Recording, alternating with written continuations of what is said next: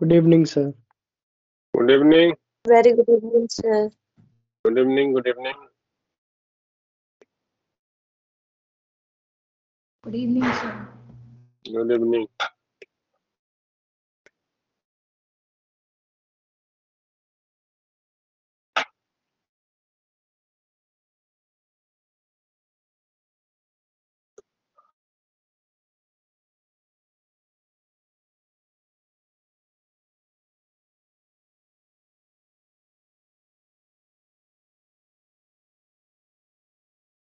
भाई तो web optics का डिस्कशन हम लोगों ने शुरू करा था कल, और उसमें आपको बताया गया कि अगर दो वेव्स एक पर्टिकुलर पोजीशन पे पहुंच रही हैं तो उनके बीच जो फेज डिफरेंस आ सकता है एट दैट पॉइंट, उसके तीन में से कोई भी कारण या उनका कॉम्बिनेशन हो सकता है। एक जो है पाथ डिफरेंस था,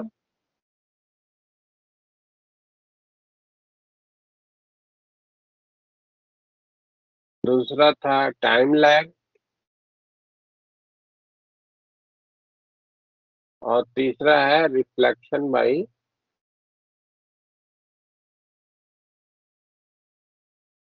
डेंसर मीडियम।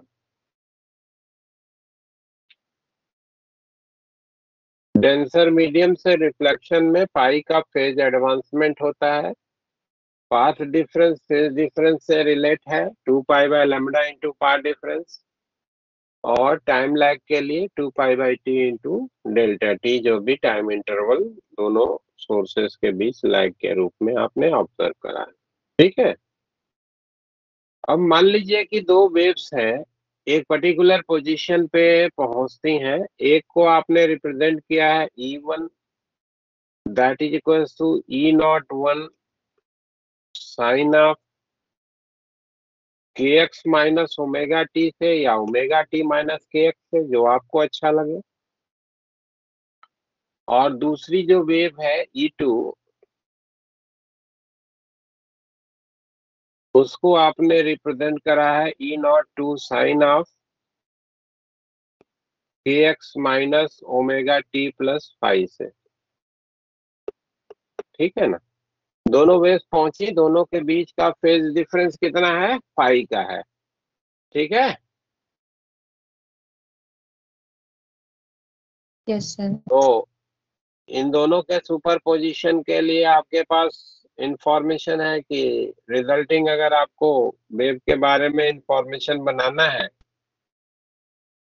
तो इंडिविजुअल के एम्पलीट्यूड को आपको वेक्टर मान लेना होता है, और उनके बीच जो फेज डिफरेंस है वही आप उन वेक्टर्स के बीच का एंगल मानते हैं।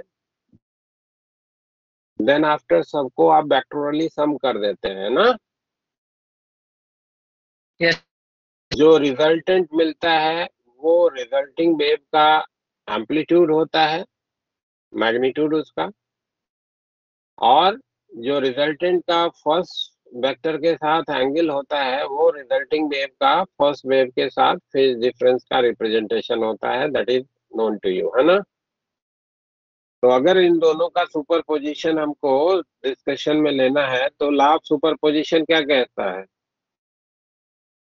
लिखिए law of superposition.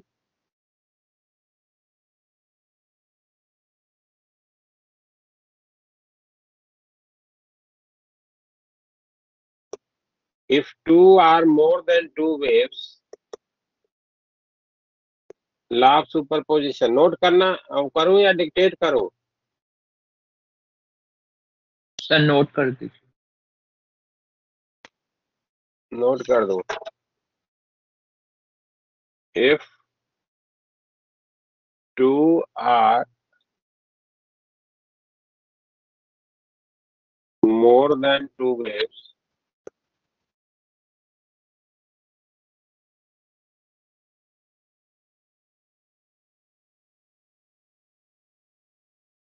appears at a point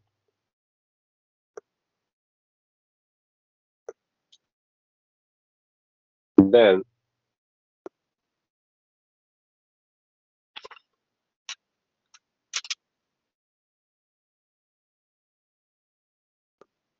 the amplitude,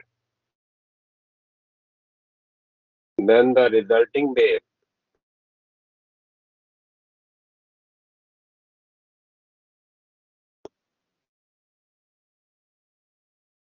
can be judged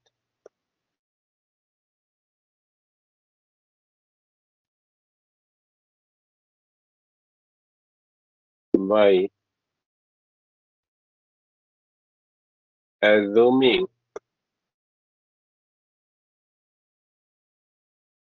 amplitude of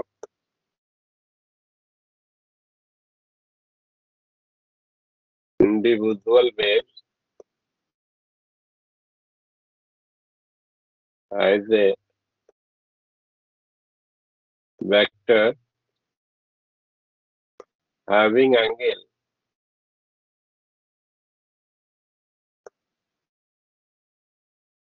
same as that of phase differences between them and adding them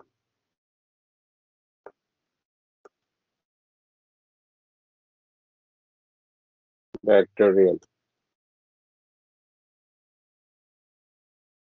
The magnitude of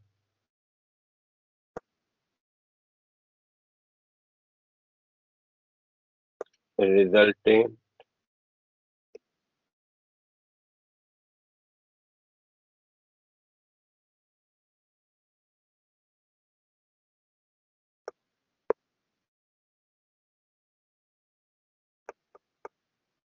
amplitude of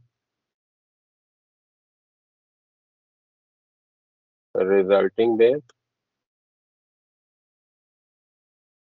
and the angle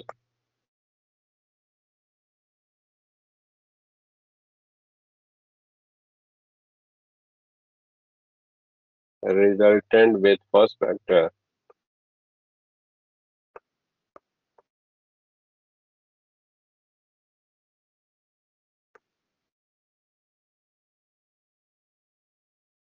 phase difference of resulting wave with first wave. ठीक है, ये आपके पास एक information है जो आप पहले से भी जानते हैं, यूज करते रहे हैं वेव के सुपरपोजिशन को डिस्कस करने के दौरान। वही प्रिंसिपल को हमने यहाँ पे शब्दों में आपको लिख दिया ना। क्या करना है भाई, जब पर्टिकुलर पोजीशन पे एक साथ पहुंच रही हैं तो उनका सुपरपोजिशन जब आप डिस्कशन में लेना चाहेंगे तो सुपरपोजिशन को डिस्कस में लेने का तरीका क्या है कि इंडिविजुअल के एम्पलीट्यूड को आप वेक्टर मान लो और जो भी इनके बीच का फेज डिफरेंस है वही वेक्टर्स के बीच का एंगल लो और फिर सबको वेक्टोरली जोड़ दो। जो भी रिजल्टेंट बनेगा वो हमारा रिजल्टिंग वेव का एम्पलीट्यूड होगा और जो रिजल्टेंट वेक्टर जो होगा उसका जो पहले वाले वेक्टर के साथ एंगल होगा वो रिजल्टिंग वेव का फर्स्ट वेव के साथ फेज डिफरेंस होगा। ठीक है, तो आपके पास जानकारी क्या है कि अगर आप E01 और E02 दोनों को वेक्टर मान लेते हैं ऐसे, यहाँ पे हम दो वेव के लिए फॉर्मूला बना रहे हैं और यही तरीका आपको 10 वेव भी दी जाएंगी तो उनके लिए भी यूज करना है ना।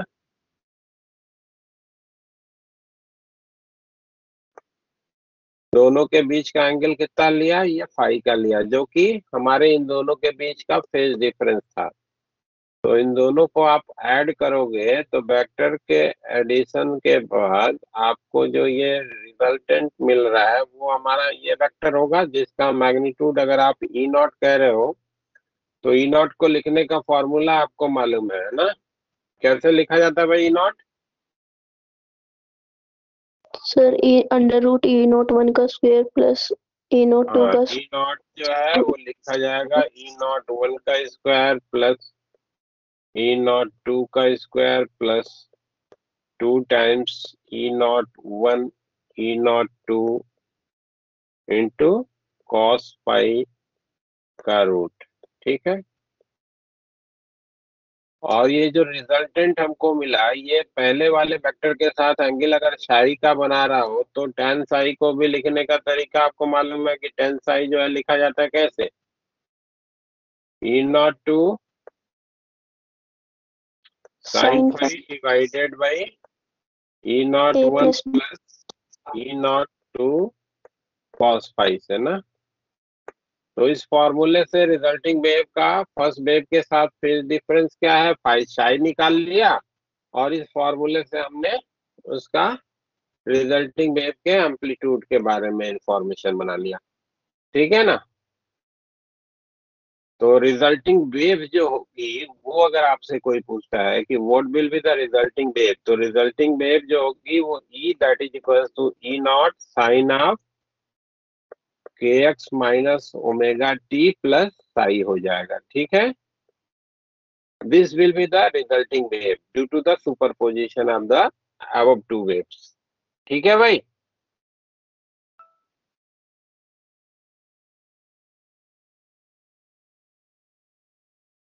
हेलो, ठीक है? Yes sir. यस। हाँ, ठीक है ये सर। जो फॉर्मूला के रूप में हम लोगों ने लिखा है ये दो वेव के लिए लिखा है, साई को और ई नॉट को कैलकुलेट करने का तरीका।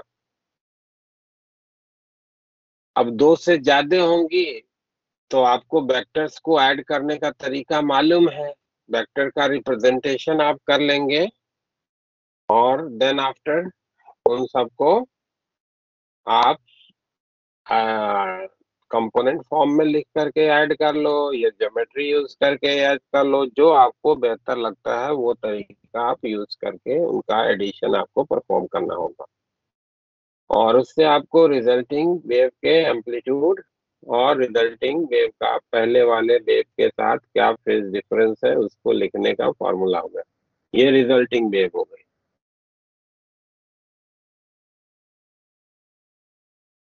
ठीक है,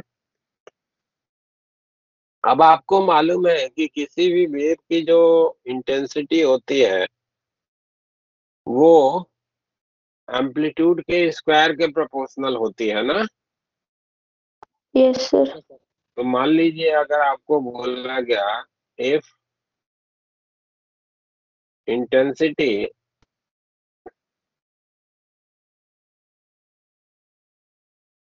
due to first wave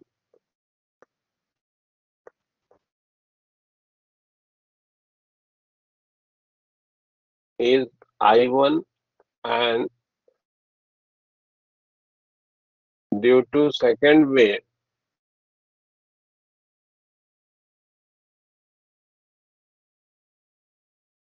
it is I2, है ना?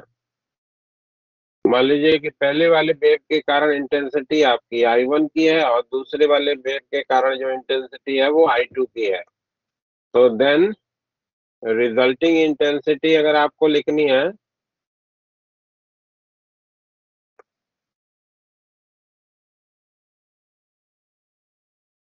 रिजल्टिंग इंटेंसिटी जो आई होगा वो हम लोग क्या लिख सकते हैं, इसको स्क्वायर कर देते हैं तो ई नॉट का square it will be proportional to the I के, है ना?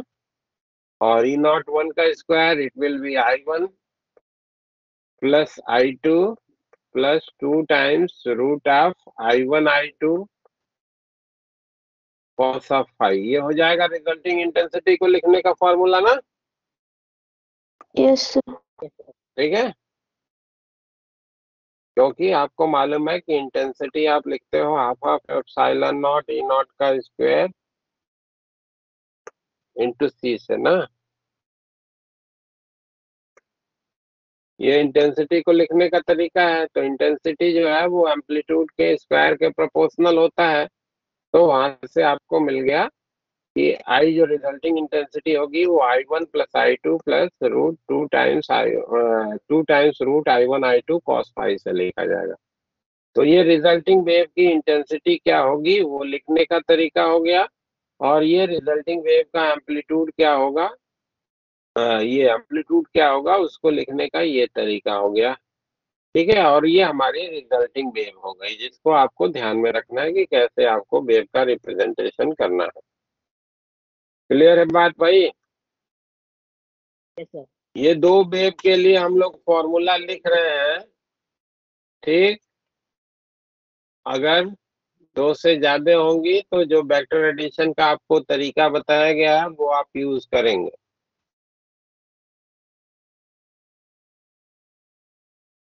Constructive interference.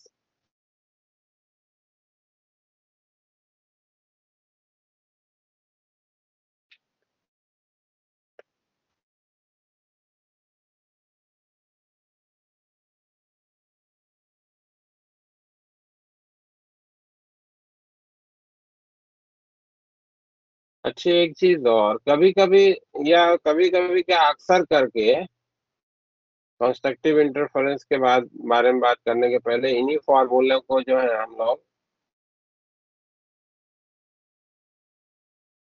दूसरे फॉर्म में जो है लिख लेते हैं।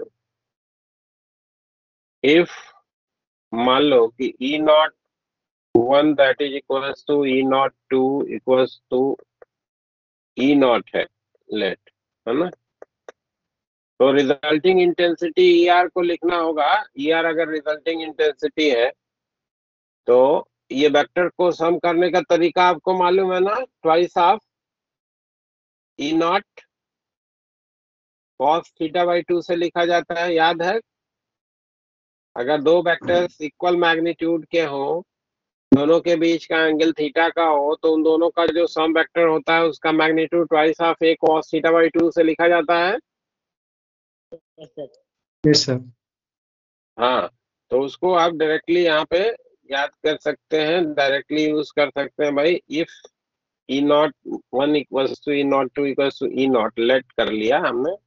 तो जो रिजल्टिंग इंटेंसिटी होगी वो अगर लिखना है तो twice of E not cos five by 2 से लिखा जाएगा ना, रिजल्टिंग एम्पलीट्यूड।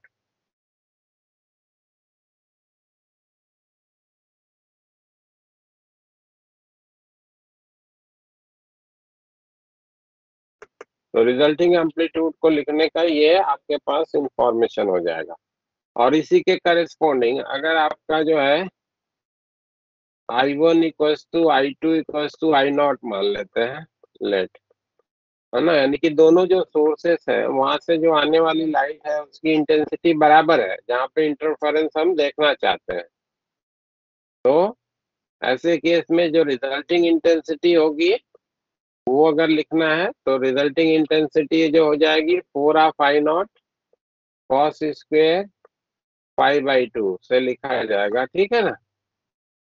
इसी में I1 I2 की जगह पे I नॉट रख करके इसको सॉल्व कर लीजिए तो आपको ये ठीक है। तो ये दो फॉर्मूले आप ध्यान में रखेंगे apart from the above formula. हाँ, क्योंकि अक्सर करके जो हमको सोर्स दिए जाते हैं उन दोनों सोर्स के वजह से जिस पॉइंट पे इंटरफेरेंस आपको डिस्कशन में लेना होता है वहाँ की इंटेंसिटी सेम रहती है। तो अगर इंटेंसिटी सेम है तो हम इसमें रखें फिर उसको कैलकुलेट करें, उससे बेहतर है कि हम आसानी से इसी पर्टिकुलर फॉर्मूले को इसमें से या इसमें से दोनों में से कोई, अगर एम्पलीट्यूड बतानी है तो ये यूज कर लो, इंटेंसिटी बतानी है तो आप ये यूज कर ले सकते हैं। ठीक है ना। अब आ जाते हैं कंस्ट्रक्टिव इंटरफेरेंस की बात करते हैं।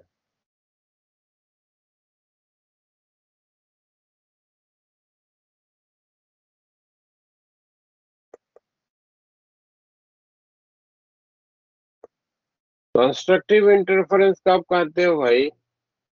जब वेव्स के सुपरपोजिशन से जो रिजल्टिंग वेव बनती है उस रिजल्टिंग वेव का एम्पलीट्यूड और उसी के करस्पॉन्डिंग जो इंटेंसिटी है वो मैक्सिमम पॉसिबल हो, तो इस केस में उस इंटरफेरेंस को हम लोग कंस्ट्रक्टिव इंटरफेरेंस कहते हैं।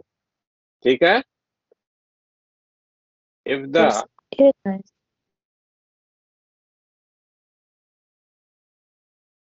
कुछ कहा आपने? सर वो समझ नहीं आया था, ये बोला। कंस्ट्रक्टिव इंटरफेरेंस का मतलब होता है एक ऐसा इंटरफेरेंस जिसमें कि रिजल्टिंग जो वेव है उसका इंटेंसिटी या उसका मैग्नीट्यूड एम्पलीट्यूड, है ना, एम्पलीट्यूड, अगर इंटेंसिटी के मैक्सिमम की बात करी जा रही है तो एम्पलीट्यूड भी मैक्सिमम बनेगा, एम्पलीट्यूड के मैक्सिमम की बात करी जा रही है तो इंटेंसिटी भी मैक्सिमम बनेगा। तो दोनों में से किसी एक के करस्पॉन्डिंग अगर मैक्सिमम अपीयरेंस में आ रहा है तो उस इंटरफेरेंस को हम लोग कंस्ट्रक्टिव कहते हैं। ठीक है? If Yes, sir. एम्पलीट्यूड और intensity of resulting wave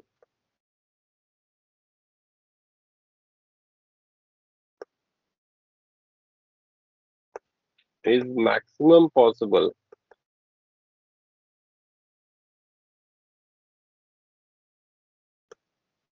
then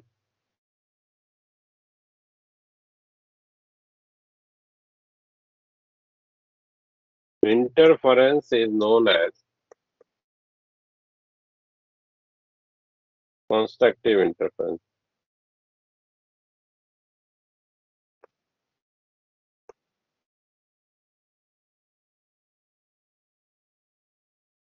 तो उस इंटरफेरेंस को हम लोग कंस्ट्रक्टिव के रूप में जो है वो रिकॉग्नाइज करेंगे अगर जो रिजल्टिंग वेव का एम्पलीट्यूड और उसी के करस्पॉन्डिंग इंटेंसिटी मैक्सिमम आ रही। अब आइए जरा देखते हैं कि ये हमारा एम्पलीट्यूड को लिखने का फॉर्मूला है और ये इंटेंसिटी को लिखने का फॉर्मूला है। तो इधर से अगर देखा जाए तो इंटेंसिटी की मैक्सिमम वैल्यू कब होगी? जब cos फाई की वैल्यू +1 हो, यस है ना? यहां से भी देखिए तो आपके एम्पलीट्यूड की मैक्सिमम वैल्यू कब होगी? जब cos फाई की वैल्यू 1 हो, है ना? ठीक है ना भाई? तो cos फाई की वैल्यू को 1 होना चाहिए। cos फाई की वैल्यू 1 कब होती है? cos के किस एंगल की वैल्यू 1 होती है भाई? 0 0। और आगे 180 पाई, 360. हाँ 360, यानी कि जनरल में अगर हम बात करें तो n पाई, जहाँ पे n जो है वो 0 इंक्लूडिंग इंटीजर हो, है ना? यानी कि फाई की वैल्यू हमारी n पाई की हो, n जहाँ पे 0 इंक्लूडिंग इंटीजर है, 0 1 2 3 4। ठीक है ना? तो आपके पास सर पाई पे तो -1 नहीं दे देगा, तो 2n पाई नहीं होनी चाहिए? अरे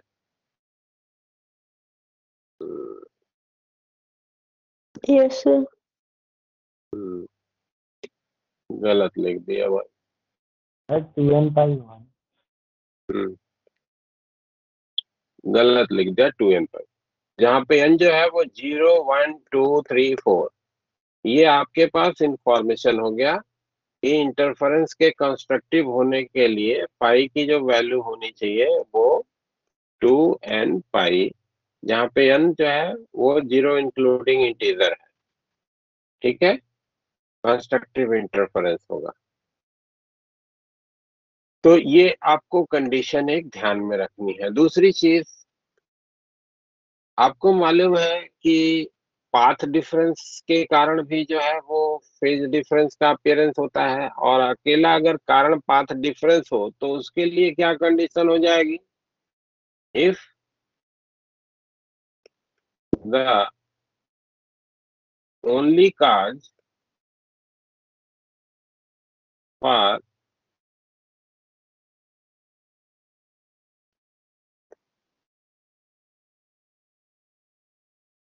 phase difference is path difference.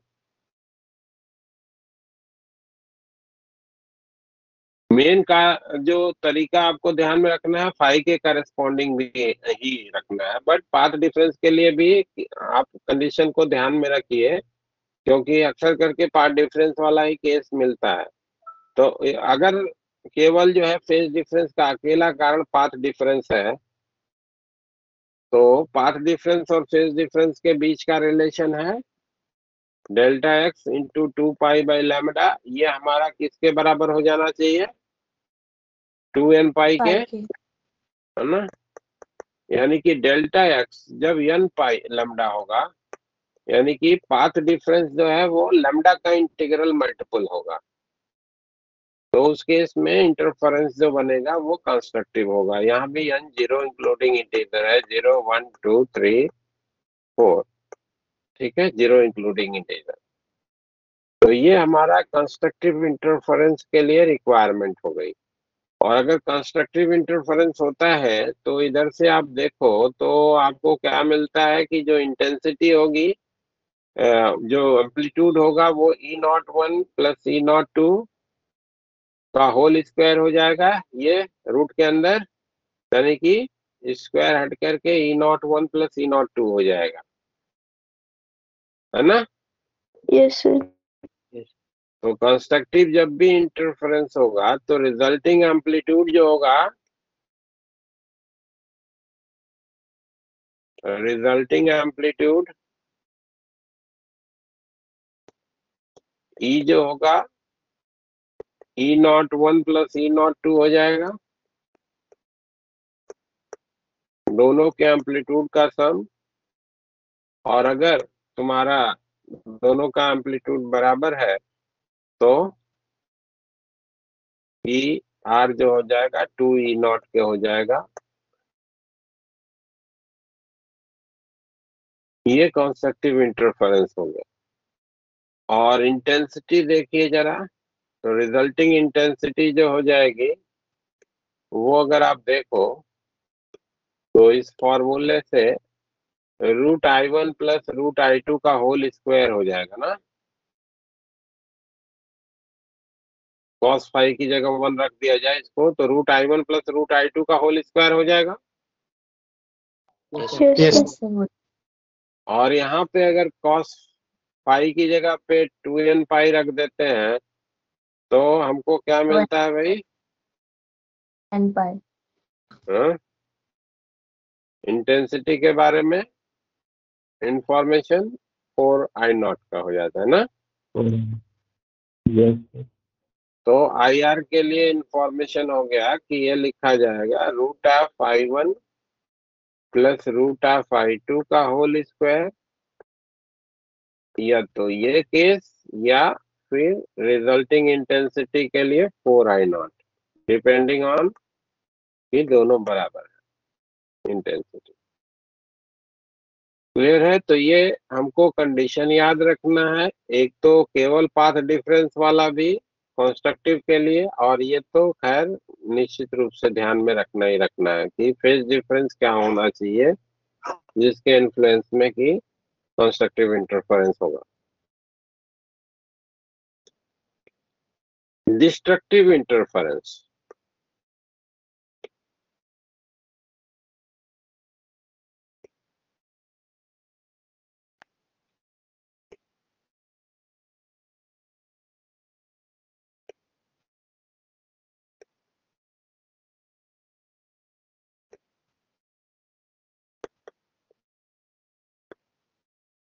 Destructive interference तब हम कहते हैं जबकि रिजल्टिंग एम्पलीट्यूड या रिजल्टिंग इंटेंसिटी मिनिमम पॉसिबल है सुपरपोजिशन से।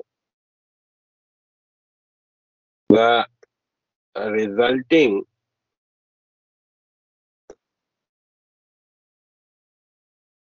amplitude or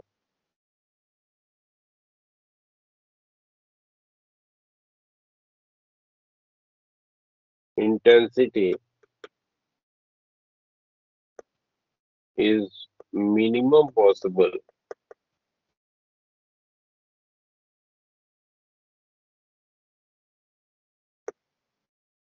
by superposition of wave.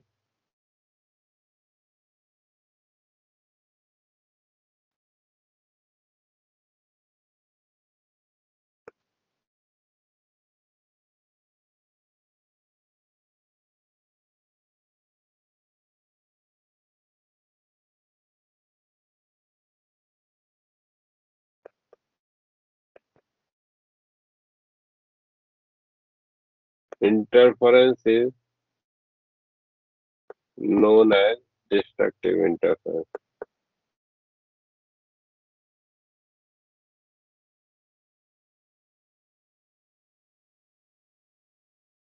ठीक है, मिनिमम पॉसिबल हो। तो आप देखो इस फॉर्मूले को, तो मिनिमम कब आएगा? जब cos फाई की वैल्यू -1 हो जाए। Yes, sir. यहां से भी दिखता है कि जब cos फाई की वैल्यू -1 हो जाए तो इंटेंसिटी जो रिजल्टिंग होगी वो मिनिमम पॉसिबल आएगी। और cos के किस वैल्यू का मान -1 होता है? पाई का ऑड इंटीग्रल मल्टीपल ना। Yes, sir. Yes, sir. तो आपके पास इंफॉर्मेशन हो जाएगा कि cos फाई की जो वैल्यू होनी चाहिए वो -1 होना चाहिए मिनिमम इंटेंसिटी या मिनिमम एम्पलीट्यूड के करस्पॉन्डिंग, यानी कि फाई की जो वैल्यू होनी चाहिए वो 2n+1 पाई। अच्छा, एक चीज ध्यान रखिए कि आप इसको 2n+1 भी लिख सकते हैं, 2n-1 भी लिख सकते हैं, वो आपकी इच्छा पे है ना। अगर 2n+1 लिख रहे हैं तो इसका मतलब होगा कि n जो होगा वो 0 इंक्लूडिंग इंटीजर लिखना है, 0 1 2 3 4 है ना। और 2n-1 लिखिएगा तो आप वहां पे n को इंटीजर कहिएगा, ठीक है। Yes, sir. या सिंपल याद ऐसे रखिए कि odd integral multiple of pi, phase difference का अपीयरेंस होना चाहिए। अब यहाँ पे देखते हैं कि अगर हमारा अकेला कारण जो पाथ डिफरेंस है वही है, तो उस केस में ये फाई होने के लिए पाथ डिफरेंस कितना चाहिए? If only cause of phase difference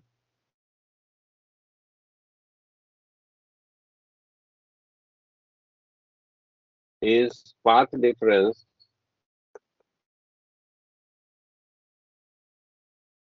then 2 pi 2n+1 pi ये हम लोग लिखते हैं 2 पाई बाई 2 डेल्टा एक्स। तो डेल्टा एक्स के लिए इंफॉर्मेशन क्या हो जाएगा? 2n+1 लैम्डा बाई 2 ना, यानी कि लैम्डा बाई 2 को ऑड इंटीग्रल मल्टीपल अगर फेज पाथ डिफरेंस आ रहा है तो उस केस में इंटरफेरेंस कैसा होगा? डिस्ट्रक्टिव होगा, डिस्ट्रक्टिव होगा, ठीक है ना। तो ये आपका इंफॉर्मेशन हो गया, ये डायरेक्टली आप यूज कर सकते हैं ऐसे सिचुएशन में जहां पर कि अकेला फेज डिफरेंस का कारण पाथ डिफरेंस हो, और अगर दूसरे कारण भी हैं तो मेन क्राइटेरिया जो डिस्ट्रक्टिव इंटरफेरेंस का है वो फेज डिफरेंस वाली है, जो आपको ध्यान में रख करके आगे वर्किंग करनी होगी।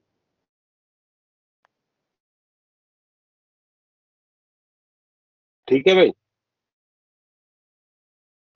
अब अगर एम्पलीट्यूड को देखा जाए तो रिजल्टिंग एम्पलीट्यूड क्या हो जाएगा? E01 माइनस E02 की मॉड वैल्यू, दोनों का डिफरेंस हो जाएगा, माइनस आ गया तो, है ना। Yes, sir.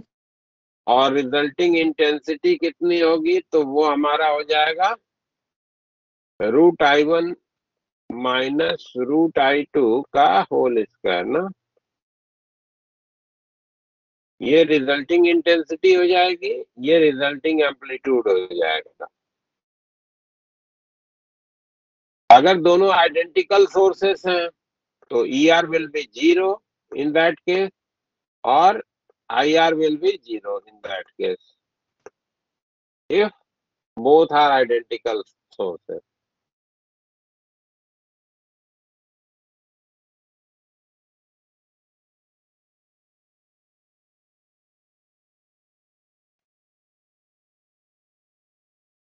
दोनों आइडेंटिकल सोर्स है और वहां पे डिस्ट्रक्टिव इंटरफेरेंस हो गया, तो जहां पे डिस्ट्रक्टिव इंटरफेरेंस होगा वहां पे आप डार्कनेस पाएंगे, ठीक है ना? Yes, sir. ठीक है, intensity will be 0 at that location. But अगर दोनों आइडेंटिकल नहीं है, एक से ज्यादा एनर्जी जा रही है आगे, दूसरे से कम जा रही है, तो वहां पे जो रिजल्टिंग इंटेंसिटी होगा वो मिनिमम तो होगा बट 0 नहीं होगा। और वो मिनिमम कितना होगा वो आप इस एक्सप्रेशन से लिख सकते हैं रिजल्टिंग इंटेंसिटी को। ध्यान दीजिएगा, इधर में मॉड लगा दिया ना, क्योंकि आपको मालूम है कि amplitude of A wave is always a positive quantity. ठीक है, तो दोनों में से जो बड़ा होगा दूसरे को घटा लेंगे, तो वहां से आपको रिजल्टिंग वेव का एम्पलीट्यूड मिल जाएगा। क्लियर है क्या बातें जो भी बात हो रही है अभी?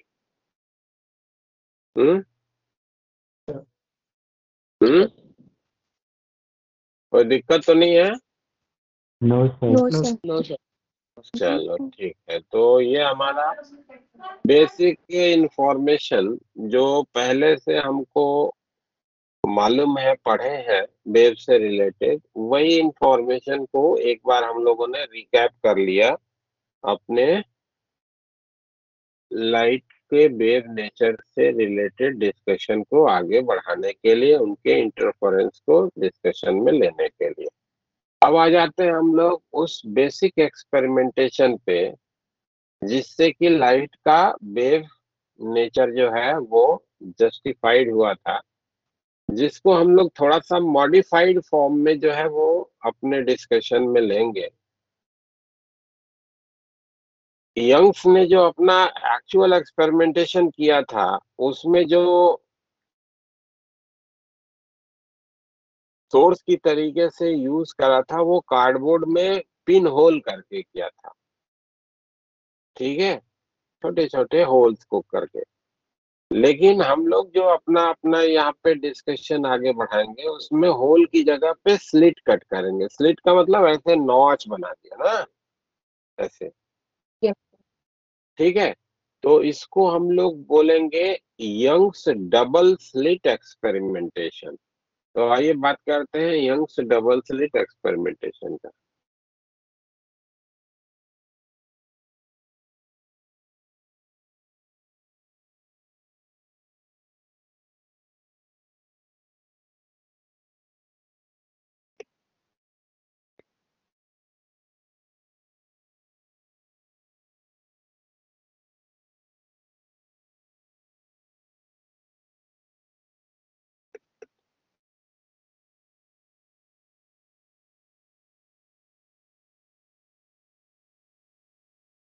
यंग्स डबल स्लिट एक्सपेरिमेंटेशन को परफॉर्म करने के लिए जो हम सेटअप बना रहे हैं, यंग साहब ने अपना एक्सपेरिमेंटेशन जो परफॉर्म करा था that was with the help of white light, है ना।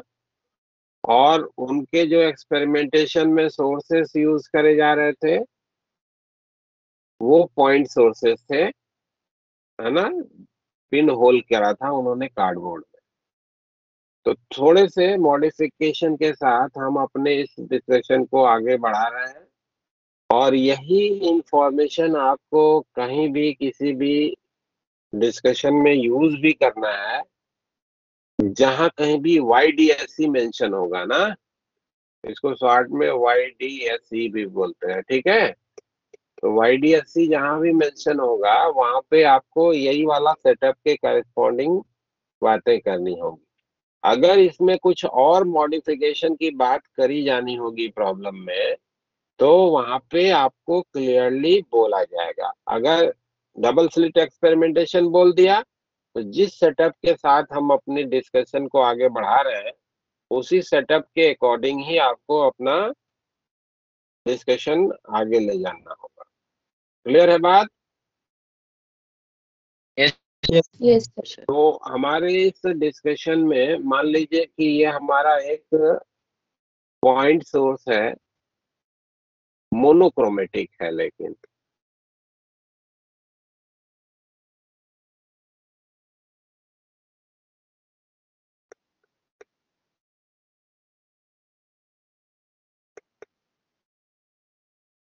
मोनोक्रोमेटिक का मतलब क्या होता है भाई? मोनोक्रोमेटिक का क्या मतलब होता है? हम्म?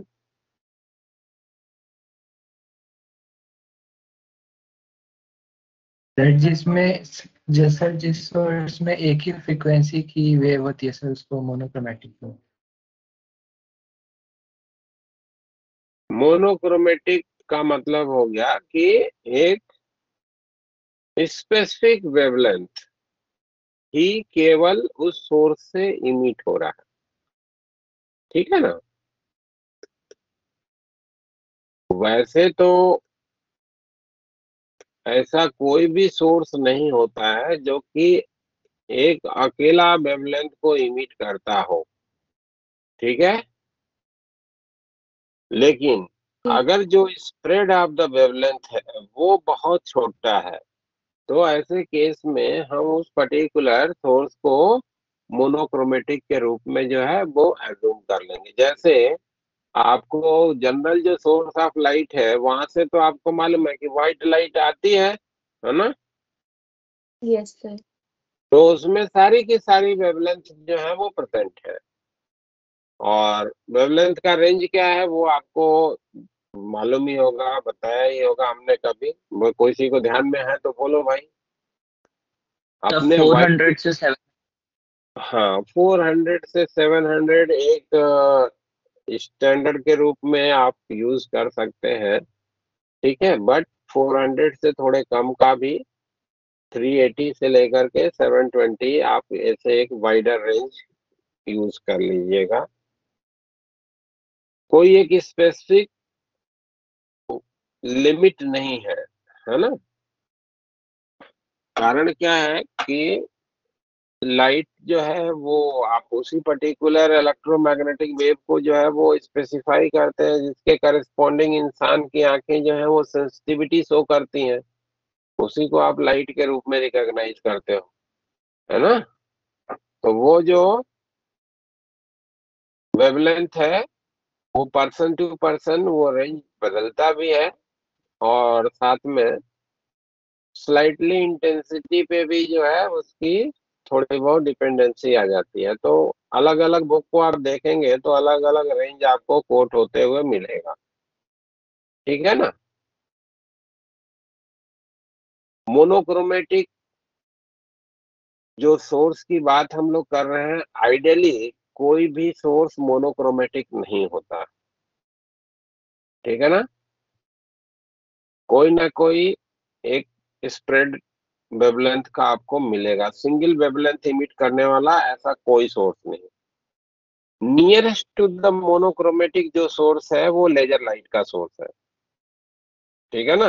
Near to the monochromatic laser, जो आप नाम सुने होंगे ना, लेजर लाइट, Yes, sir. वो नियर टू द मोनोक्रोमेटिक है। लेकिन आइडियली मोनोक्रोमेटिक वो भी नहीं है, उसमें भी स्प्रेड है, एक वेवलेंथ रेंज है जिसको कि वो सोर्स जो है वो इमिट करता है। मोनोक्रोमेटिक सोर्स ऑफ लाइट ले लिया, एक पॉइंट सोर्स हो गया ये, और इधर में इस सोर्स को हमने एक लेंस के फोकल प्लेन में रख दिया भाई। ठीक है, एक लेंस के फोकल प्लेन में सोर्स ऑफ लाइट को रख दिया, मोनोक्रोमेटिक को। तो होगा क्या, यहां से जो है रेज चली,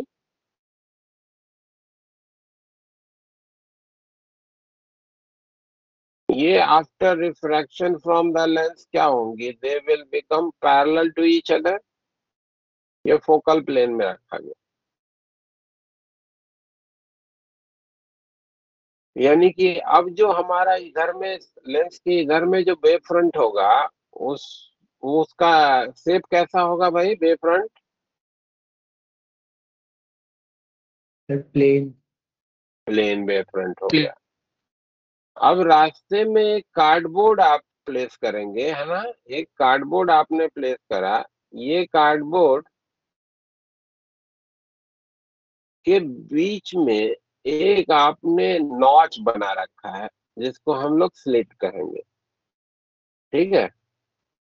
तो इस स्लिट पे यहाँ पे जो है आकर के लाइट रे का इम्पिंजमेंट हुआ। तो आपको मालूम है कि स्लिट के हर एक जो पर्टिकुलर पॉइंट होंगे they are going to emit light, secondary source की तरीके से वर्क करेंगे और वहां से लाइट जो है आगे की तरफ प्रोपगेट करेगी। तो वेव फ्रंट अब आगे का कैसा हो जाएगा? स्फेरिकल। हाँ सिलेंड्रिकल आएगा। हाँ, सिलेंड्रिकल। ये स्लिट है ना? स्लिट है, स्लिट है। पॉइंट्स अगर होता है, पिन होल होता है तो स्फेरिकल बनता है। आगे जो यहाँ से वेव फ्रंट जाएगा वो वेव फ्रंट आपका जो है होगा वो सिलेंड्रिकल वेव फ्रंट, है ना?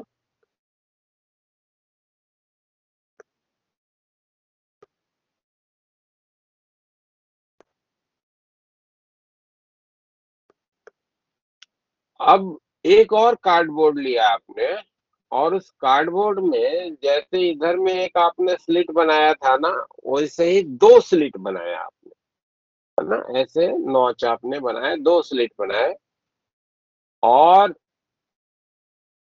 उस कार्डबोर्ड को आपने ऐसे रखा कि ये जो दोनों स्लिट हमारे इस कार्डबोर्ड पे बने हैं they are symmetrically placed with this particular slit. इस स्लिट से सिमेट्रिकली प्लेस्ड हो जाए, ऐसे आपने ये कार्डबोर्ड की प्लेसमेंट करी, ठीक है ना भाई? यस ये सर। दोनों जो स्लिट है they are placed symmetrically.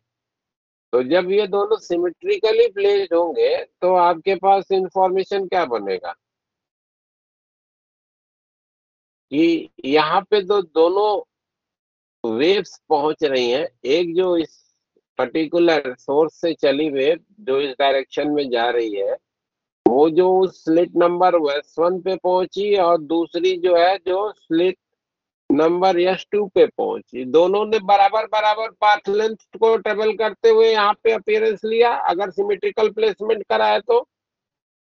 Yes sir. Yes. तो दोनों जो सोर्सेस यहाँ पे आगे के फिनोमिना के लिए आपने जनरेट करे S1 और S2 के रूप में, they are in phase. Yes sir.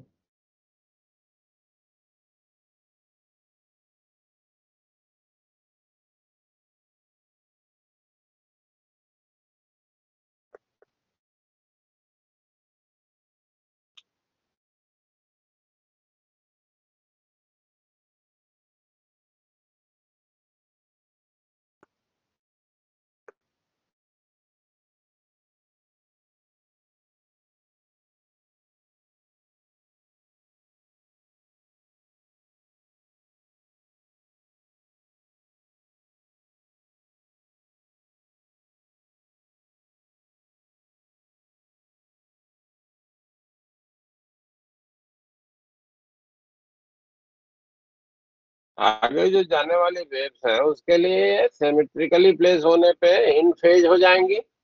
और इसके इधर में आपने एक स्क्रीन प्लेस कर दी जहां पर कि आप क्या करना चाहते हो, इंटरफेरेंस का पैटर्न पाना चाहते हो, ठीक है ना भाई?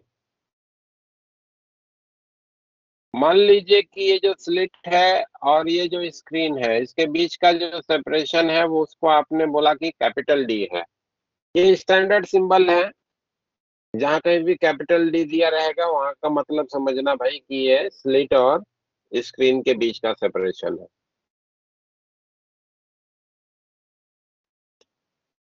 और दोनों स्लिट के बीच का सेपरेशन जो है वो स्मॉल डी है। ये भी स्टैंडर्ड है। स्मॉल डी कहेगा तो उसका मतलब होगा कि दोनों स्लिट के बीच का separation. Capital D separation between slit and screen,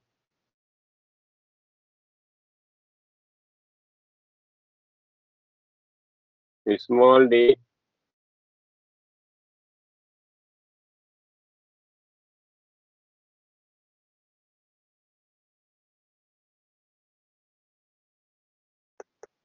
separation between the slits। और ये जो डी होता है वो प्रॉपर जो अरेंजमेंट है उसके लिए डी जो होता है वो स्मॉल डी के कंपैरिजन में बहुत बड़ा होता है, ठीक है ना। यानी कि ये दोनों जो स्लिट पास काफी बनाई जाती हैं, स्क्रीन को हम काफी दूरी पे प्लेस करते हैं। तो अगर आप इस स्क्रीन पे एक पॉइंट यहाँ पे देखते हैं जो कि इन दोनों स्लिट से सिमेट्रिकली प्लेस्ड है, तो यहाँ पे जो यहाँ से जो जाने वाली वेव होगी और यहाँ से जो जाने वाली वेव होगी, दोनों वेव ने बराबर बराबर पाथ ट्रेवल करा भाई। यस यस सर किया। और अगर बराबर बराबर पाथ ट्रेवल किया और फेज डिफरेंस का अकेला कारण जो आपको इस स्क्रीन दिख सकता है वो क्या है? पाथ डिफरेंस ही है, क्योंकि और दूसरी कोई रिफ्लेक्शन की फिनोमिना तो कहीं हो नहीं रही है ना। Yes sir.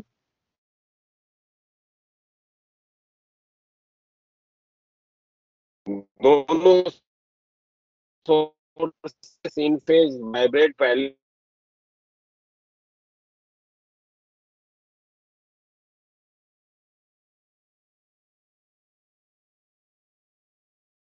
सर आपकी आवाज अच्छे से नहीं आ रही। ये सी पॉइंट पे जो दोनों मैं कह रहा था कि ये दोनों जो सोर्सेस हैं दे आर वाइब्रेटिंग, ठीक है। दोनों भैया सोर्सेस बीच से में जो इस पॉइंट होने वाली वेव है वो बराबर पाथ लेंथ को ट्रेवल और कोई डिफरेंस का है नहीं। हेलो, क्या मेरी आवाज नहीं प्रॉपर आ रही है क्या? नो सर नहीं आ ओ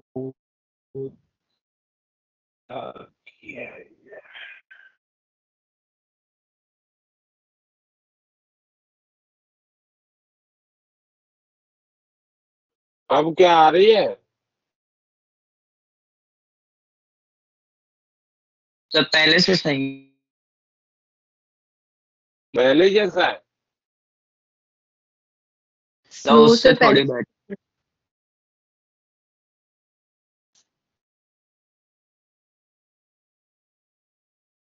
नेट की कुछ प्रॉब्लम तो लग रही है। अभी बताना।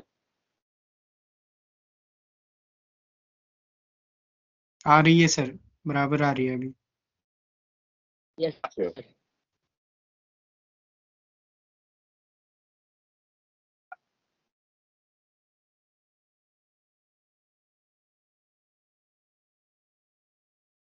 हाँ, तो ये मैं कह रहा था कि ये दोनों सोर्सेस जो थे S1 और S2 जो दोनों स्लिट थे ये सिमेट्रिकली प्लेस्ड थे।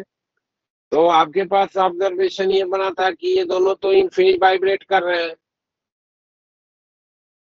ठीक है। और इस पॉइंट सी पे जब आप जा रहे हो तो एक वेव जो यहाँ से चली और यहाँ पे पहुंची और एक वेव जो यहाँ से चली और जो यहाँ पे पहुंची, दोनों ने बराबर बराबर पाथ लेंथ ट्रेवल करा। यस सर किया। पाथ डिफरेंस 0 हो गया। यस सर तो फेस सेम होगा। तो यहाँ पे दोनों जो है इन फेज पहुंच रही हैं, कोई फेज डिफरेंस नहीं है। यस सर नहीं है। यस तो सेंट्रल पोजीशन पे जो हमारा इंटरफेरेंस होगा इन दोनों सोर्सेस से जाने वाली वेव के लिए वो कंस्ट्रक्टिव होगा। Yes, sir. यानी कि यहाँ पे आपको ब्राइट स्पॉट दिखेगा, है ना? क्यों भाई, ठीक है? जी Yes. sir. तो at central position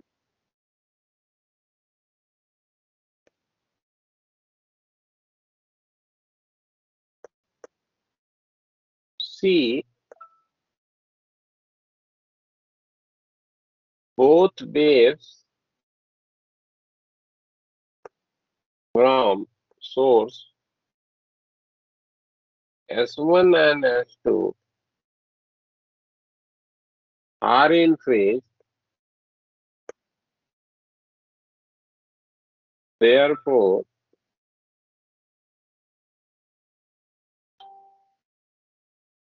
they will interfere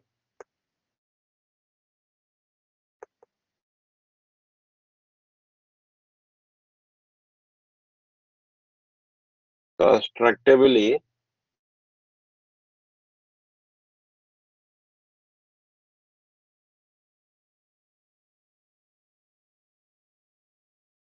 and at point C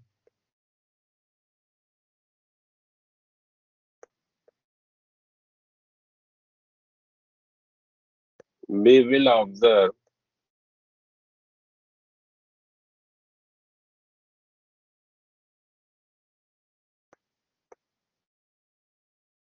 bright patch. ठीक है, सी पॉइंट पे हमको ब्राइट पैच दिखेगा। ठीक है भाई। Yes sir. अब जब आप सी इस पॉइंट से या तो ऊपर जा रहे होंगे या नीचे जा रहे होंगे, यहां से ऊपर जा रहे होंगे या इस सी पॉइंट से नीचे जा रहे होंगे, तो आपको क्या दिखेगा कि उस पॉइंट पे पहुंचने पे दोनों सोर्सेस से जो पहुंचने वाली वेव्स होंगी, they are having different path length. Yes sir. अब मान लो कि हम यहाँ पे पॉइंट पी के लिए बात करते हैं, जो कि सी पॉइंट से वाई हाइट के ऊपर है या वाई हाइट पे नीचे भी होगा, तो दोनों के केस में हमारा जो फेज डिफरेंस आएगा दैट विल बी सेम। तो एक वेव यहाँ से ये पहुंची और एक वेव जो है वो यहाँ से ये पहुंची भाई। तो एट पॉइंट पी अगर हमको पाथ डिफरेंस लिखना है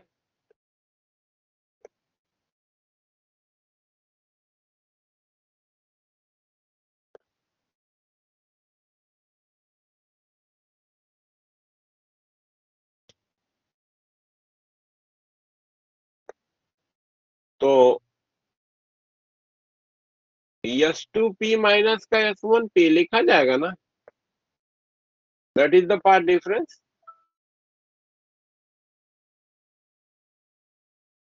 क्यों भाई? S2P माइनस S1P ये पार्ट डिफरेंस हो जाएगा। Yes sir होगा। Yes sir.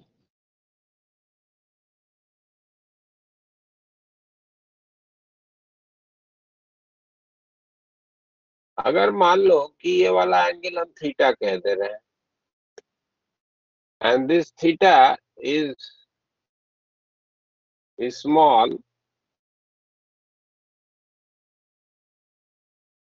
इधर से हमने एक इस पे परपेंडिकुलर डाल दिया, मान लो कि इसको यम नाम दे दिए। अगर ये कैपिटल डी स्मॉल डी के कंपैरिजन में बहुत बड़ा है भाई, तो ऐसे केस में एमपी और S1P को हम बराबर कह सकते हैं। बोलो भाई, एमपी और S1P को इक्वल कह सकते हैं अगर कैपिटल डी जो है वो स्मॉल डी से बहुत बड़ा है तो। Yes sir बोल सकते हैं।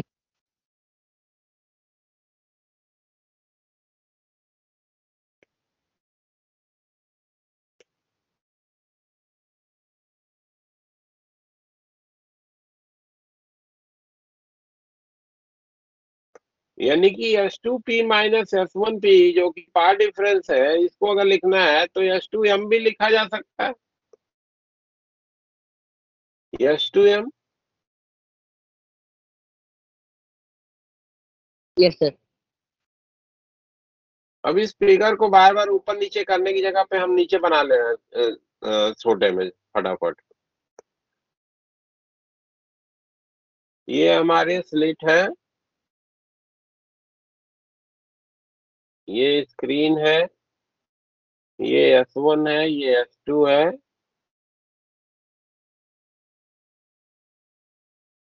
ये पॉइंट C था और ये पॉइंट P था, वाई डिस्टेंस पे यहाँ से था। इस वाले एंगल को हम लोगों ने थीटा का नाम दिया है और इधर से एक परपेंडिकुलर डाले हैं, इसको एम कहें।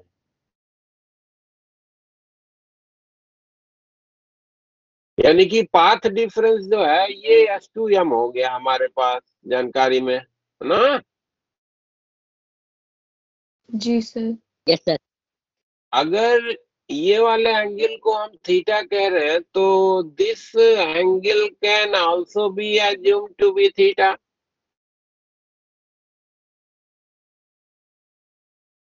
और अगर देखा जाए तो इस ट्रायंगल से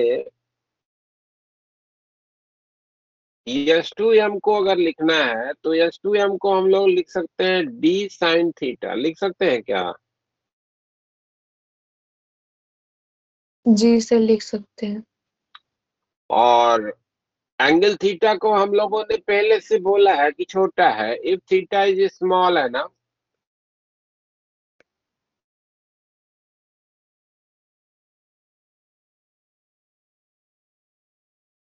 तो साइन थीटा को हम लोग tan थीटा भी लिख सकते हैं। Yes sir. यानी कि जो पाथ डिफरेंस हमको मिला वो हमारा क्या हो गया, D tan थीटा।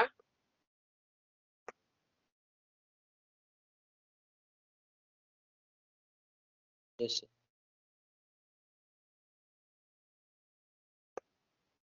अब ये बड़े वाले ट्रायंगल को देखो, ये वाले ट्रायंगल को, इस ट्रायंगल से अगर हमको tan थीटा को लिखना है तो y/d लिखा जा सकता है। Yes sir. तो ये पाथ डिफरेंस को लिखने का हमारे पास इंफॉर्मेशन हो गया dy/d।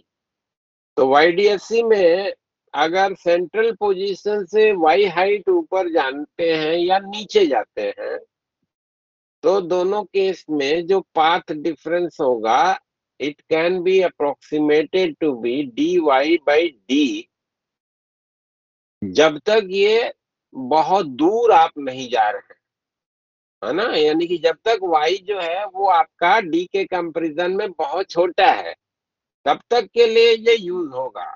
हाँ, अगर बहुत कंसिडरेबली बड़ा हो जाएगा y की वैल्यू या कंपेरेबल हो जाएगा तो अब वहां पे हम ये एज ए फॉर्मूला जो है वो यूज नहीं कर सकेंगे। ये चीज को ध्यान में रखना, क्योंकि यहाँ पे हम लोगों ने किया क्या है, साइन थीटा को tan थीटा से रिप्लेस करा है। जी सर।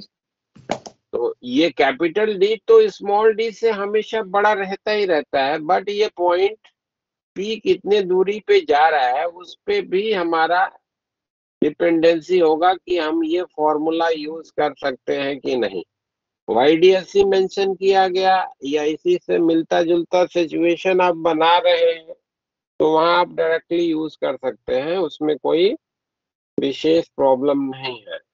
लेकिन जहां कहीं भी प्रॉब्लम में दिखे कि ये तो भाई कंसिडरेबली बड़ा एंगल बनने जा रहा है, थीटा की वैल्यू बहुत बड़ी होनी है, तो वहां पे आप ये फॉर्मूला यूज नहीं करिएगा। फिर साइन थीटा मिल गया है तो वहीं से आप ये कैलकुलेशन और करके निकालिएगा, ठीक है ना। जी सर। तो ये आपको मिल गया पाथ डिफरेंस को लिखने का इंफॉर्मेशन dy/d से। अब इस पॉइंट P पे अगर मान लो कि हम ये जानना चाहते हैं कि फिर से कंस्ट्रक्टिव इंटरफेरेंस हो, तो उसके लिए जरूरत क्या है कि ये जो पाथ डिफरेंस हमने निकाला है वो n लैम्डा के बराबर हो जाए।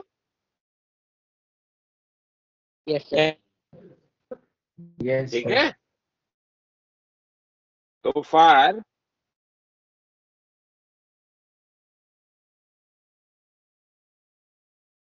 कंस्ट्रक्टिव इंटरफेरेंस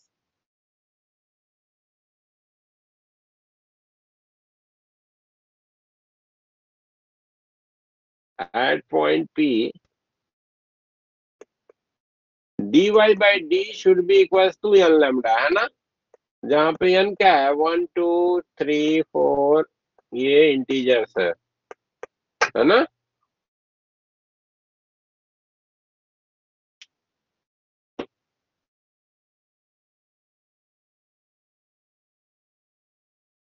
या सेंट्रल पोजीशन को भी ले लेंगे तो 0 इंक्लूडिंग भी बोल देंगे।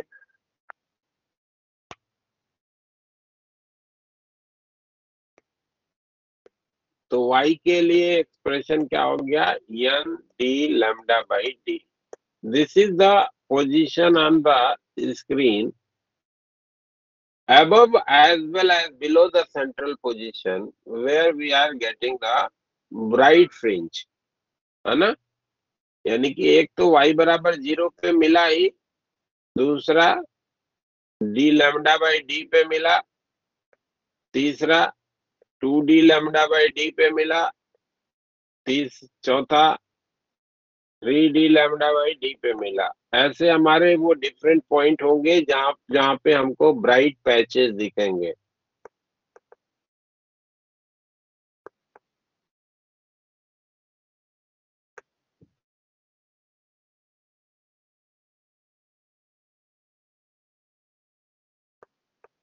ठीक है ना। Yes, sir. दो consecutive bright patch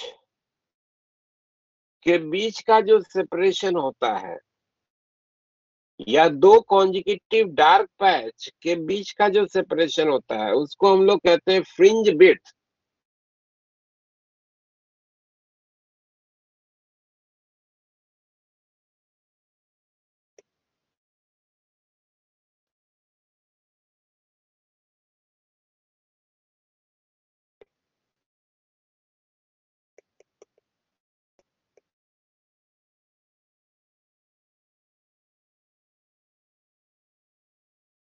Separation between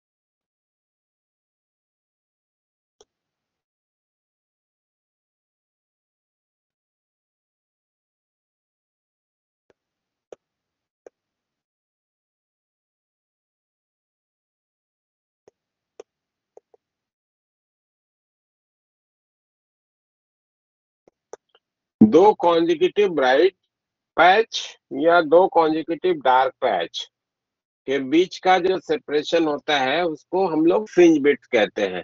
तो यहाँ से आपको दिख रहा है कि दो ब्राइट पैचेस के बीच का सेपरेशन कितना है भाई, डी लैम्डा बाई डी, है ना। तो फ्रिंज बिड्थ को लिखने का फॉर्मूला क्या हो गया, D lambda by D. Clear, तो ये हमको ध्यान में रखना है, फॉर्मूला हो गया।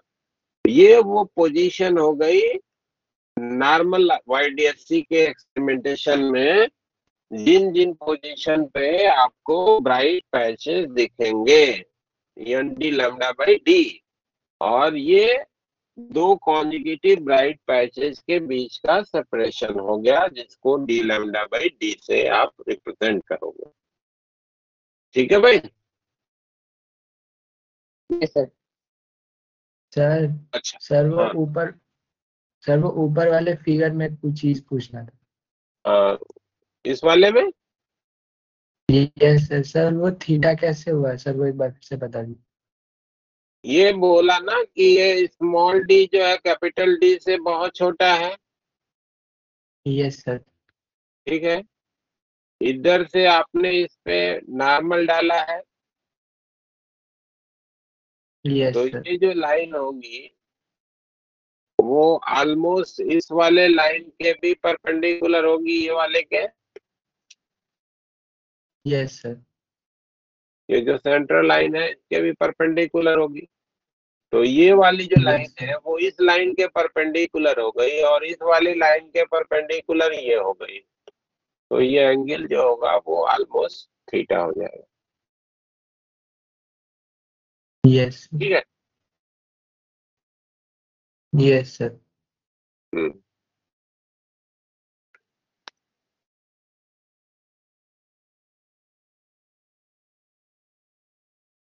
अब आइए डार्क पैच जहां बन रहा है उसकी बात कर लेते हैं।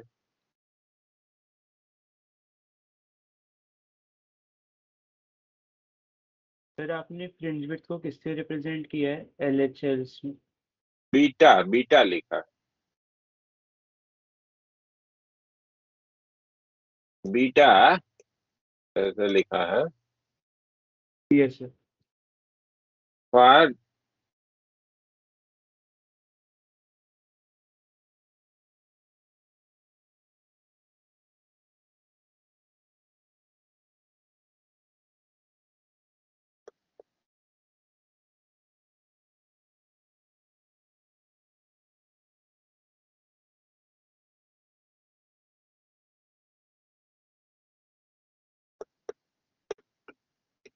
अच्छा, ये जो पोजीशन मिला है वो ऊपर नीचे दोनों तरफ मिलेगा ना,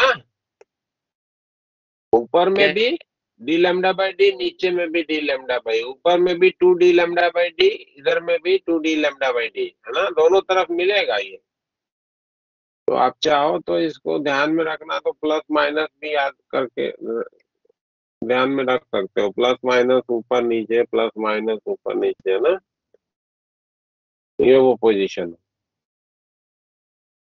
अब डिस्ट्रक्टिव इंटरफेरेंस की बात करते हैं एट पॉइंट पी।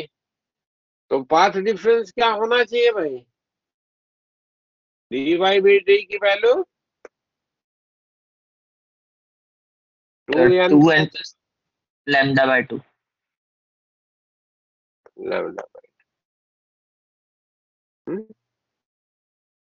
जहाँ पे n जीरो इंक्लूडिंग है, 0 1 2 3। अगर माइनस लिखिएगा तो 1 2 3 बोलिएगा। तो y की पोजीशन क्या हो गई? 2n plus 1 into D lambda by 2d। तो n की 0 रखो यहाँ पे, तो पहली पोजीशन क्या मिला भाई? D lambda by 2.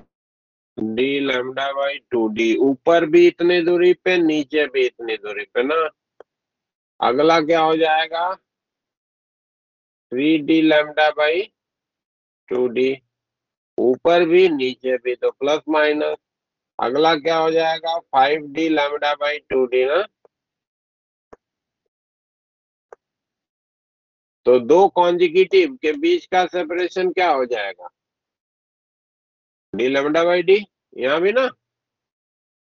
हाँ 3d लैम्डा बाई 2d में से घटा दो डी लैम्डा बाई 2d, तो डी लैम्डा बाई डी। तो वही बोला था ना कि दो कॉन्जिक्यूटिव डार्क या दो कॉन्जिक्यूटिव ब्राइट पैचेज के बीच का जो सेपरेशन होता है उसको आप फ्रिंज विड्थ का नाम देते हैं, और वो लिखने का फॉर्मूला है डी लैम्डा बाई डी। और दो कॉन्जिक्यूटिव ब्राइट और डार्क के बीच का क्या सेपरेशन होगा? डी लैम्डा बाई 2d, है ना। 2D. तो separation between two consecutive bright and dark patches is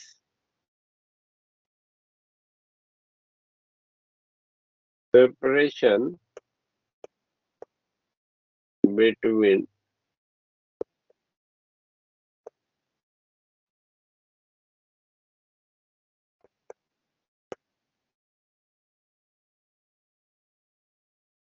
bright and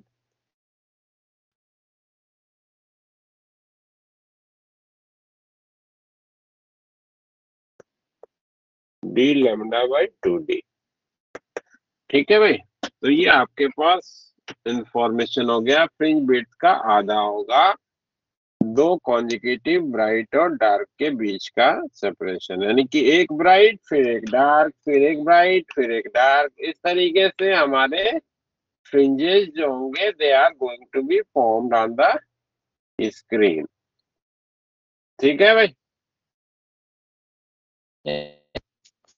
yes sir.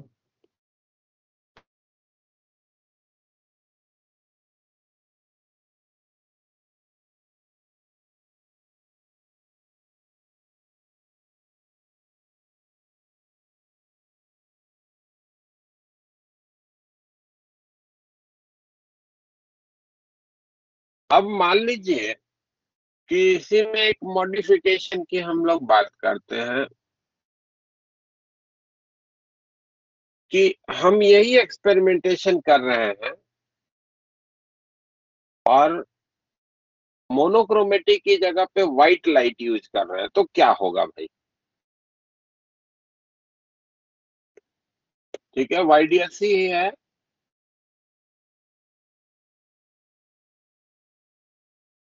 और इधर में मान लीजिए कि व्हाइट लाइट हमने यूज कर लिया,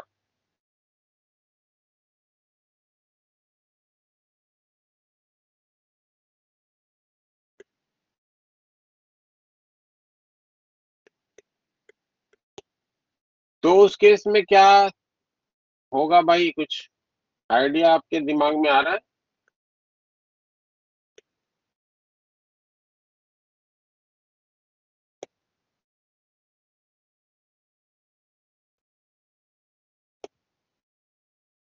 व्हाइट लाइट इसमें बहुत सारी वेवलेंथ है ना,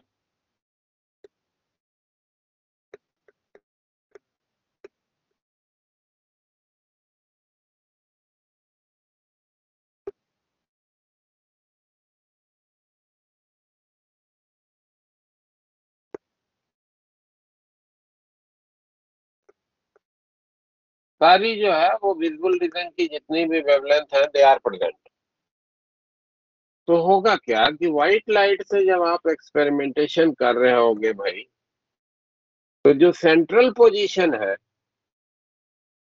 उस सेंट्रल पोजीशन पे वेवलेंथ चाहे जो भी हो सभी सेम फेज में पहुंचेंगी। जी सर। Yes sir. तो सेंट्रल पोजीशन पे सारी के सारी वेवलेंथ के लिए जो इंटरफेरेंस होगा वो तो कंस्ट्रक्टिव होगा। Yes sir. यानी कि सेंट्रल जो फ्रिंज होगी वो आपको ब्राइट व्हाइट दिखेगी। सेंट्रल फ्रिंज क्या दिखेगी? Bright white. बोलो भाई। Yes sir. सेंट्रल जो फ्रिंज होगा वो तो आपको ब्राइट व्हाइट दिखेगी, लेकिन जब आप यहां से आगे बढ़ोगे तो इसमें सारे बहुत सारे वेवलेंथ हैं, तो आपको कोई भी ऐसा पोजीशन इस स्क्रीन पे नहीं मिलेगा जहां पे कि सारा का सारा वेवलेंथ एक साथ फेज में हो। डिस्ट्रक्टिव इंटरफेरेंस कर जाए। Yes sir. कोई ऐसी पोजीशन नहीं होगी ना। यस। अलग अलग वेवलेंथ अलग अलग पोजीशन पे डिस्ट्रक्टिव इंटरफेरेंस करेंगे। बात समझ में आ रही है क्या? Yes sir. सारे वेवलेंथ का एक ही पोजीशन पे डिस्ट्रक्टिव इंटरफेरेंस नहीं होगा। तो इस स्क्रीन पे आगे जो हमको मोनोक्रोमेटिक सोर्स ऑफ लाइट में क्या मिल रहा था कि कंप्लीट डार्कनेस आ रही थी, ऐसा कहीं नहीं दिखेगा स्क्रीन पे, कहीं भी कंप्लीट डार्कनेस आपको नहीं दिखेगा। हम्म Yes.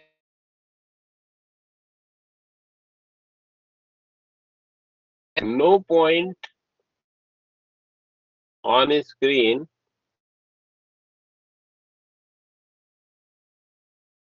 having complete darkness.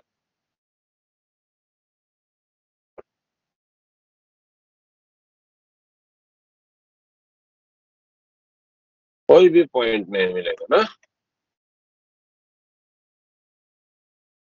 बल्कि होगा क्या कि आगे जब आप बढ़ोगे तो आपको कलर्ड पैटर्न मिलेगा। अब वही कलर्ड क्यों मिलेगा?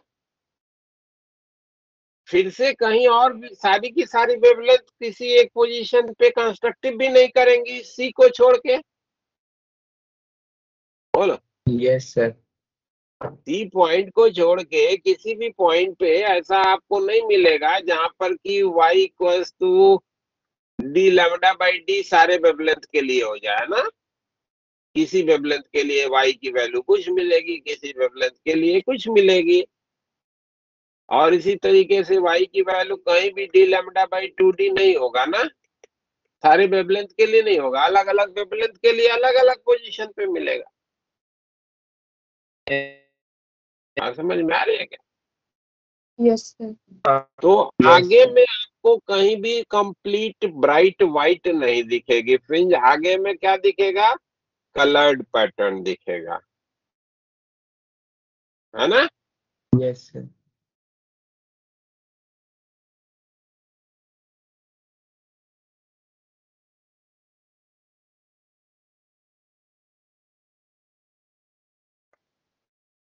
जिस वेवलेंथ का सबसे पहले डिस्ट्रक्टिव इंटरफेरेंस होगा वो व्हाइट में से सबसे पहले गायब हो जाएगा वहां पे, और उसका काउंटर जी। कलर वहां पे दिखेगा भाई। तो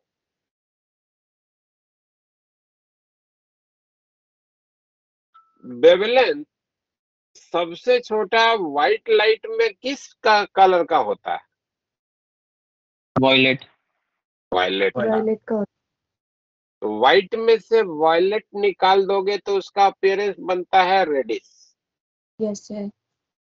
ठीक है ना? तो पहला जो आपको यहाँ पे इस व्हाइट के बाद आगे बढ़ोगे तो पहले आपको लाल फ्रिंज दिखेगी, फिर अलग अलग कलर की दिखेगी, फिर वायलेट दिखेगी, ऐसे हमको कलर पैटर्न इस पे मिलेगी। इधर में भी जाओगे तो पहले आपको यहाँ पे लाल दिखेगी, फिर आगे बढ़ते जाओगे आपको डिफरेंट कलर की आएगी, फिर वॉयलेट होगी सबसे दूर वाली, और फिर ऐसे रेड। इस तरीके से आपको कलर जो है वो पैटर्न दिखेंगे। पहला जो एक चीज ध्यान दीजिएगा कि कहीं पे आपको ये भी बोला जा सकता है कि सब सेंट्रल पोजीशन के पास वाला जो पहला पैटर्न होगा वो वायलेट होगा, लेकिन नहीं भाई, वायलेट नहीं है, वो रेड है, ये याद रखिएगा ना। सेंट्रल के जी सर। हाँ,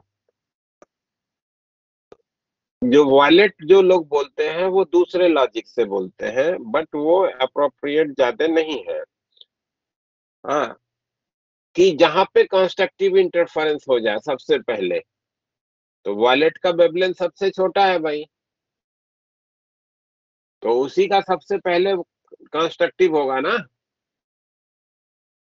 जी सर। तो उसके आधार पे लोग बोल देते हैं कि वायलेट पहला बनेगा, लेकिन एक ही वेवलेंथ के लिए देखो, डी लैम्डा बाई डी छोटा है या D lambda by two D छोटा है? D D lambda lambda by 2d। D lambda by two D है ना, तो वायलेट पहले डिस्ट्रक्टिव इंटरफेरेंस कर जाएगा ना कंस्ट्रक्टिव के कंपैरिजन में। तो जहां पे वायलेट का डिस्ट्रक्टिव हो गया वहां पे वायलेट का काउंटर कलर आ गया, रेड कलर दिख जाएगा वहां पे, यस सर। ठीक है?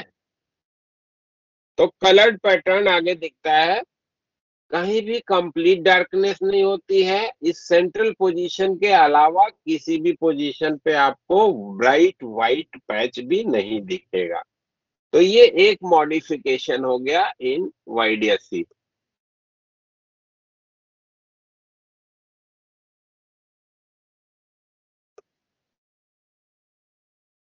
ऐसे एक दो और मॉडिफिकेशन की हम लोग बात करेंगे नेक्स्ट क्लास में। हाँ, और कुछ प्रॉब्लम्स करेंगे इसमें। ठीक, आज को यहीं पे करता हूँ फिनिश। Thank you.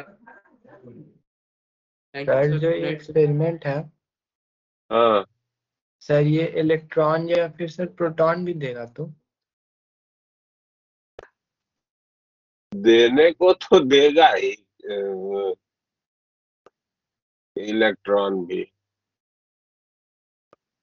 उतनी स्पीड Yes. से आपको थ्रो करना पड़ेगा जिससे कि उसका वेवलेंथ कुछ कंसिडरेबल बने। ठीक है ना? Yes, wavelength sir. उसका कंसिडरेबल बने, उतनी स्पीड से थ्रो करना पड़ेगा, क्योंकि मूविंग पार्टिकल भी तो वेव की तरीके से बिहेवियर देता है ना। Yes, ठीक है, sir.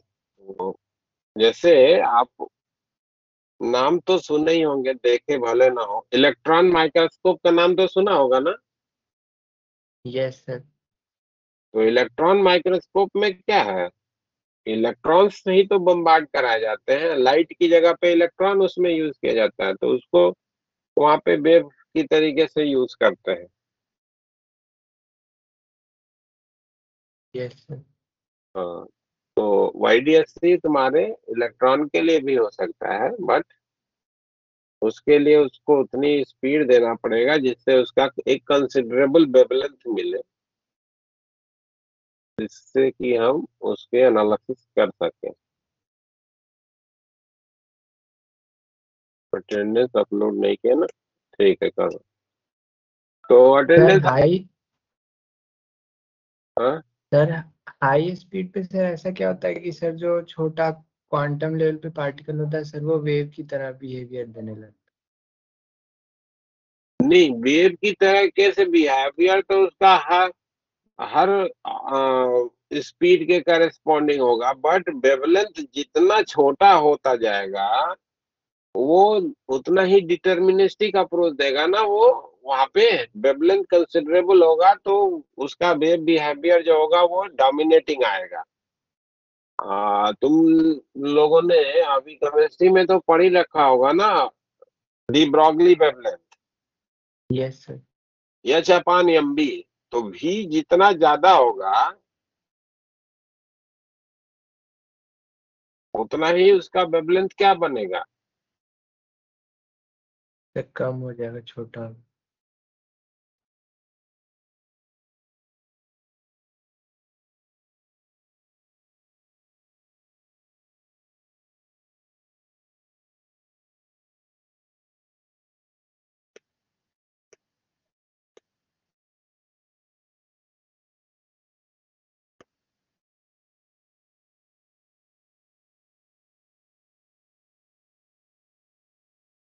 यार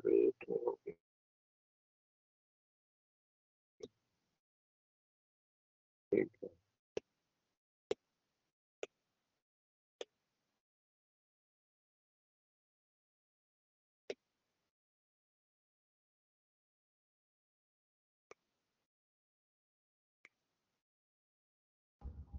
थैंक यू सर। ओके बेटा, Thank you, sir. Good night, sir. Good night, good night.